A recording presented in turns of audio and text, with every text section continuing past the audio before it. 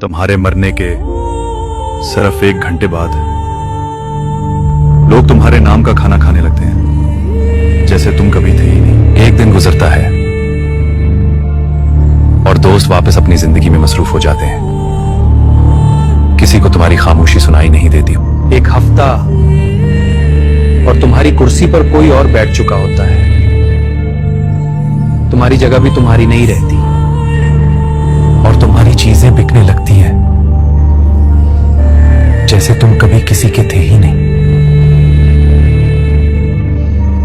1 साल और तुम सिर्फ एक पुरानी कहानी बन जाते हो, जिसका जिक्र भी कम होता जाता है।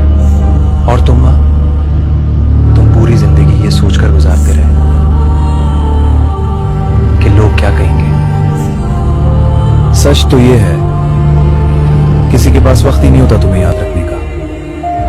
हर कोई अपनी लड़ाई लड़ रहा है, अपनी थपकन में डूबा हुआ है। इसलिए अपने लिए जियो, खुद से मोहब्बत करो, क्योंकि दुनिया तुम्हारे ना होने से कभी नहीं रखती।